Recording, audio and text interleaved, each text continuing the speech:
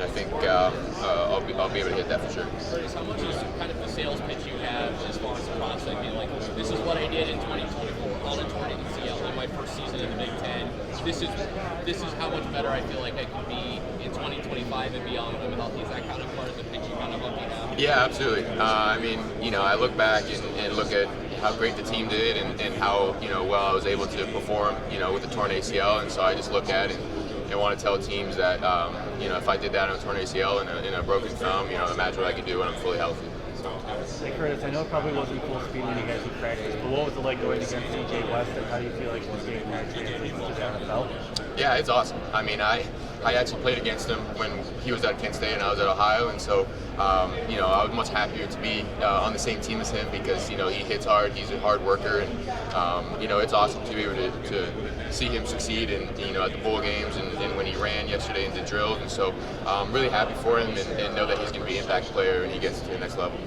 Curtis, do you have a top 5 quarterbacks right now? In the NFL? Yeah. There's so many great ones right now. I love watching all of them. I think it can vary in different years, but I'm just excited to be a part of the NFL and all those great quarterbacks.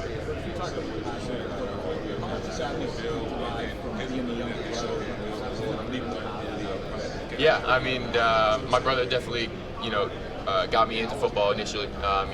Being a younger brother, just wanted to do whatever he was doing, and so definitely got into it, and then having that competitive aspect with your brother, you wanted to compete in everything that you do, and so when we were both playing football, we were comparing stats and obviously in a way that we're supporting each other, but having that little banter back and forth was awesome, and it's definitely helped push me and build my competitiveness is today.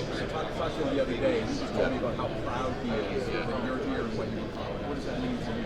That means everything. I mean, he was a big part in getting my foot in the door when I went to Ohio. Ohio was my only offer, and largely because of Nathan was success at Ohio then, and so I just needed that one opportunity, and so he was a big part of that. And he's been there for me in every part of my life, and continue to watch him succeed in everything and every level he's at, and so I'm glad that he's in my corner at all times. Curtis, what's the one skill or set of skills you feel like you have that is going to be what you hope a team later in the draft says this is worth a late round investment and hoping that they get a sleeper? Yeah, I mean, I like to use my experience to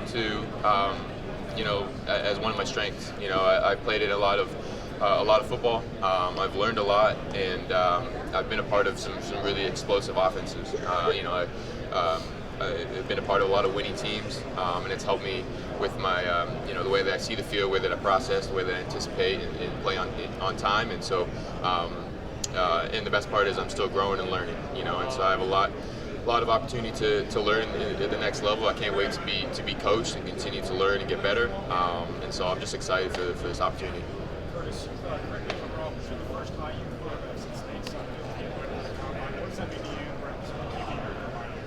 It means everything. I mean, honestly, it just Indiana's like I said is on the rise, and so I don't think I'll be the first in a while. I think someone else is going to come, and even next year. But obviously Nate Sudfeld being one of the greats from IU, it means a lot to be included in that conversation, and I'm just happy the Hoosiers are being recognized. Last two for Curtis. What do you take away the most from your time with Coach Cignetti?